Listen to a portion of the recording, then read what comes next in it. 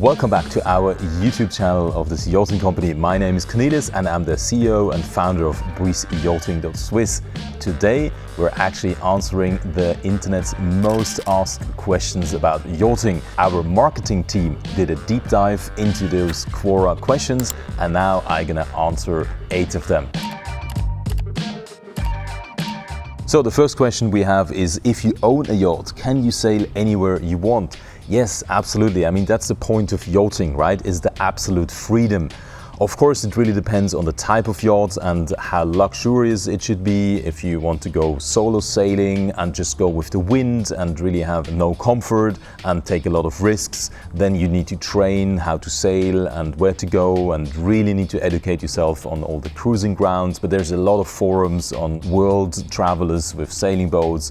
Or you might say, I want a sailing catamaran that actually goes fast with some like dagger boards and you can sail really fast at 20 knots. Or you want something much more comfortable, so then you would go for a Sunreef 60 or 80 or maybe Sunreef 100 Eco, and then you can cruise in style. You have a cruise, you have like your own sustainable eco-friendly hotel that you can really explore the world. But of course you would need to have some special equipment and really well-trained crew for that. Or you have a big explorer yacht where really you have like your own small cruise ship, and then you could also go remote places. Some yachts, like let's say very fast day boats that look sporty, they just don't have the range and they're built basically for Mediterranean day cruising. So with those you couldn't sail anywhere. Well, technically you could, but then it just doesn't make any sense, right? But yes, if you own a yacht, you can actually go anywhere you want, and that's the point of yachting. So question number 2 is, what's the profit margin on a super yacht? Well, that's an interesting one. I mean, as a yacht builder, it really depends on which size of yachts you're building.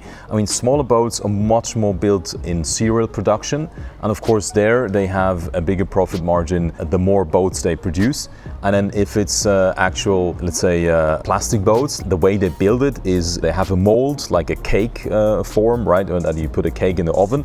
It's very similar. So they put in glass fiber mats and then put the gel coat and the resin, and that's actually how you build a boat, like layer by layer. On these boats, the more they produce, the more margin they're gonna get. So then really big super yachts that are built out of steel and aluminium, it's like a one-off project, and there they make more margin if, let's say, also they build more. But of course, maybe more means like instead of 1 they built 3 or 5. But there it's all about the engineering. So they build like an engineering platform. So let's say they have the hull and all the systems, the engines, the pipes, all the systems are kind of the same. And then they could just change the design of the exterior, the superstructure. And that's what is called, it's even more than semi-custom, but there's not exact terminology for this. But it's really hard to say, and it's really based on each project they actually do. But I mean, in some production boats, you would have, a shipyard would have margins around 20% or something. So that's quite common. So question number 3, can super yachts handle very rough seas? Yes, they can. The question is how much stress you want to put them through, right? And I mean, there's the classification steps where, for example, on the smaller boats under 24 meters, you have the CE class, which is also CE. You see when every, let's say, toaster or every device in Europe, when you turn it around, then often you see the CE label, right? That means it's CE approved, and that's kind of the quality control for the European market. And there you actually have boats under 24 meters that are also CE approved. And that means there's 3 stages. There's CE A, B or C. So class A would be seas over 4 meters. Class B, which is I think the majority and like 80% of those yachts in the Mediterranean, are class B. That means waves up to 4 meters. But to be honest, you really don't want to be out in waves of 4 meters, right, with any of these yachts. Although they could technically handle it, a lot of things would get smashed, like the furniture would roll around, the glasses would shatter, even if they're like in their cupboards and everything, and also all your decoration. I mean, to go through such rough seas would actually need some preparation, where you actually strap down everything, all the chairs, you put them together, strap them around, tie them down, and yeah, sure, then you could do that. But it's really uncomfortable. So question number 4 is, how do millionaires and billionaires transfer money while buying a yacht over 20 million?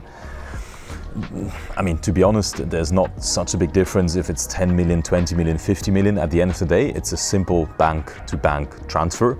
I think the biggest difference is that it's a professional banker doing it, but actually it's the same as you would do like your e-banking and pay any bill online. It's just the amount of preparation and documentation that goes into it. So basically the senders and receivers bank, they want to make sure they have all their KYC, know your customer documents, the compliance teams are approving the process, the documentation, the source of funds, source of wealth, all this stuff.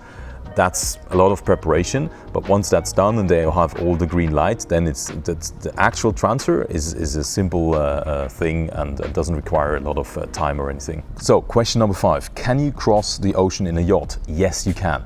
So for example, with a small sailing yacht, there's some guys that do that single-handedly, for example, with like a really small vessel, which of course is a lot of risk, but if you're a very experienced sailor, you can do it. And of course, the bigger the yacht, the more safety and comfort you would have. But then typically it would be much easier to cross it with an actual sailing yacht, like for example a sailing catamaran is actually quite a good vessel to cross, or like a 20-meter sailing monohull. If you want to cross it with a motor yacht, it would need to have a certain size of at least 80 to 100 foot, and then you need to have enough fuel capacity to actually cross it. Got it. I got a mosquito. Good, so now we can continue. Question number 6, about licenses. What license do I need to sail a yacht for recreational purposes? Well, there's a day skipper, there's the yacht master, then you have the commercial licenses with the gross tonnage. Then of course you can go to the merchant navy, but if you really want to go quick onto the water, on some countries also, for example in Switzerland, we have a separate certification for the lakes, and then you can do also the what we call high sea certificate to go on the high seas. I basically have a license of the high seas, so I can, for a private purpose, I can actually navigate unlimited size of vessels. A good point to start would be a Google search yacht master license, and there you can have your different levels of certification. Question number 7, when you own a private yacht, does the crew work exclusively for you or just contracted out when you need them? If they work just for you, what do they do when you're not using the yacht? Well, that's a good question. I mean, new owners, they just don't see the amount of work that needs to be put into a yacht. So a very typical setup of, let's say, a 30-meter yacht, 8 to 10 million value, you would have 4 to 6 crew during the summertime to have the best service. So that means you have like a hotel level service, and then during the winter you would have like a skeleton crew where basically it's at least 2 or 3 people, so the captain, engineer and maybe a deckhand, and then they would do all the maintenance jobs. So and on a yacht, once you're done on one end, you start over exactly on the other end and do it all over again, because a yacht needs to live, it needs to run, all the systems need to be operated every week, everything like the sea, the sun, the vibration, everything kind of wants to eat away your boat, and that's why you constantly need to maintain it, like the seals, the joints, the lubrication, everything constantly needs to be operated and used. So you actually, sorry, mosquitoes, and that's actually when you get most the fun out of the yachts, because when everything is nice and shiny and works perfectly, that's when you enjoy it the most. Okay, that's a funny one. Question number 8. What would happen if somebody stole a yacht or sailboat from a mooring? To be honest, I really think if you've never been on a yacht before and you would want to steal a yacht, then you just can't do it, because it's not like a car where you just put in the key and start up the engine and go.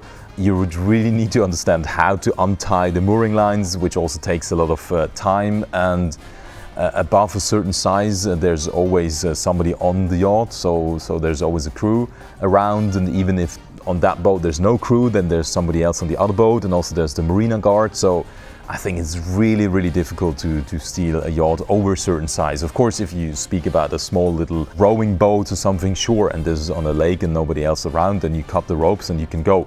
But it's really not feasible. And if you were to succeed, then very quickly the coast guards would come after you, and I mean, you could run out of fuel, you could crash because you don't know how to navigate. So it just doesn't make sense. It's like you asking me, hey, can we steal a house, right? I mean, of course, well, you can't. You can break into, sure, and make some damage, but then, I mean, what's the point of just damaging something like that? That would be very stupid. So that was the first part of me answering yacht-related questions.